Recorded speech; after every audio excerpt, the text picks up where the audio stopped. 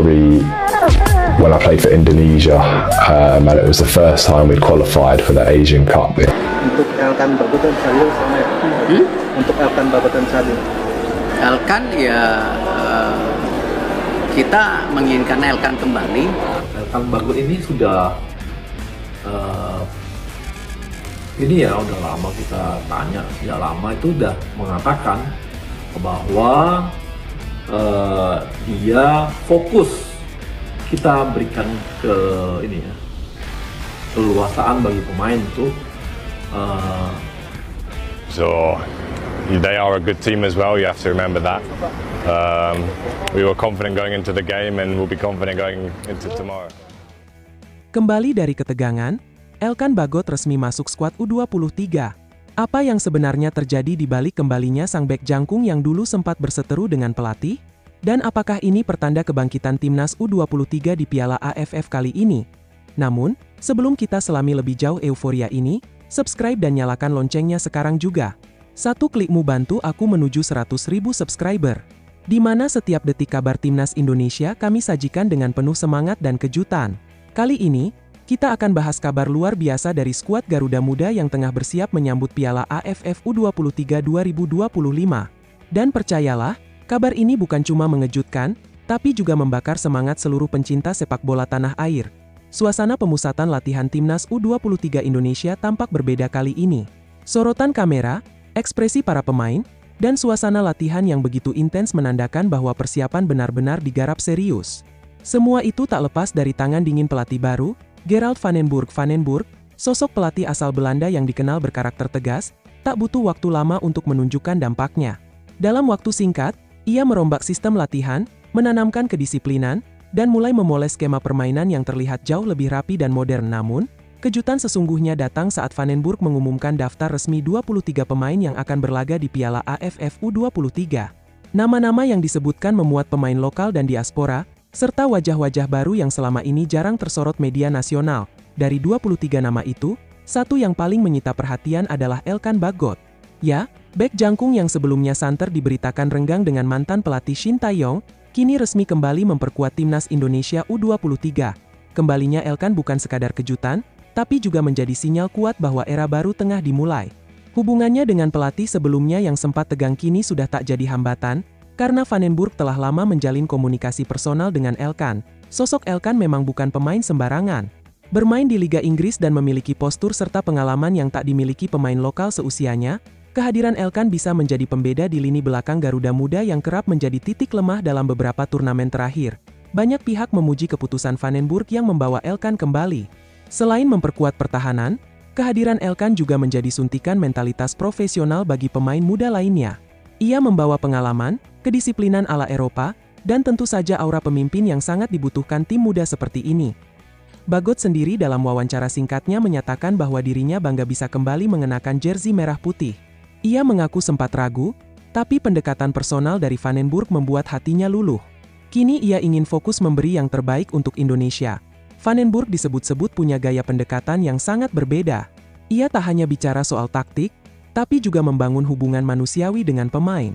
Ia memperlakukan pemain muda dengan serius, mendengarkan mereka, dan menanamkan rasa tanggung jawab terhadap lambang Garuda. Dalam setiap sesi latihan, Van den Burg menekankan 3 hal: kekuatan fisik, visi bermain, dan kerjasama.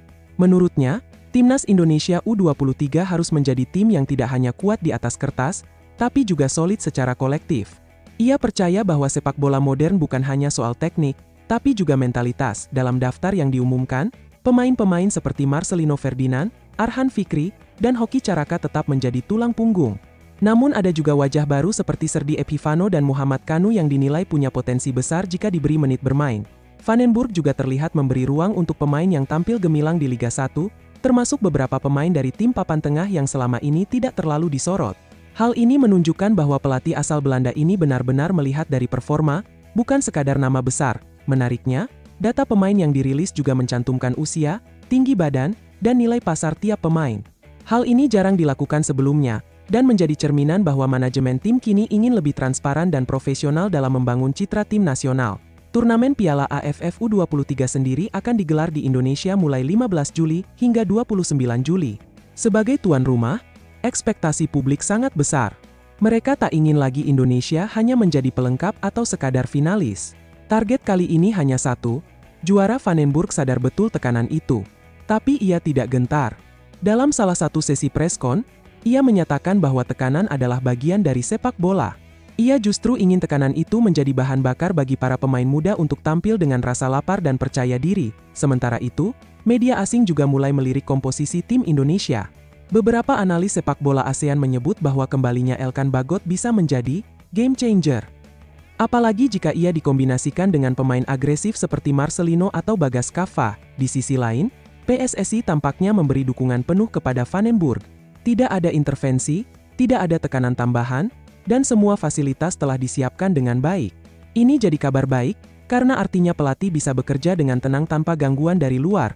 Meski begitu, Vandenburg tetap meminta supporter untuk realistis. Ia mengingatkan bahwa meski target juara adalah hal mutlak, namun pembangunan karakter tim ini tetap harus berjalan dalam jangka panjang. Kemenangan besar bukan hanya soal piala, tapi juga perubahan budaya sepak bola. Bagot pun tak ingin tampil hanya untuk memperbaiki citra. Ia mengatakan bahwa dirinya ingin memberi contoh dalam latihan dan pertandingan, bahwa bermain untuk negara bukan hanya soal sorotan kamera, tapi tentang pengorbanan dan harga diri. Harapan publik begitu besar. Apalagi setelah kepergian Shin Tae-yong dari kursi pelatih utama, banyak yang berharap Vandenburg bisa menjadi penerus yang lebih sabar, terukur, dan konsisten. Dan awal yang ditunjukkannya sejauh ini, tampaknya menjanjikan hal itu. Banyak netizen juga menyuarakan harapan agar hubungan antar pemain bisa harmonis, tanpa ego pribadi atau konflik internal. Mereka ingin melihat timnas U23 menjadi simbol persatuan yang sesungguhnya, bukan hanya dalam yel-yel, tapi juga dalam permainan. Panggung sudah disiapkan. Stadion akan dipenuhi supporter. Sorotan media akan tertuju. Kini tinggal bagaimana Elkan Bagot dan kawan-kawan menjawab kepercayaan itu di lapangan hijau.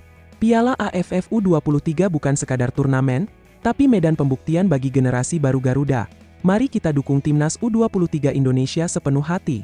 Karena siapa tahu, dari turnamen inilah, lahir kembali kepercayaan bahwa sepak bola Indonesia masih punya masa depan yang bisa dibanggakan.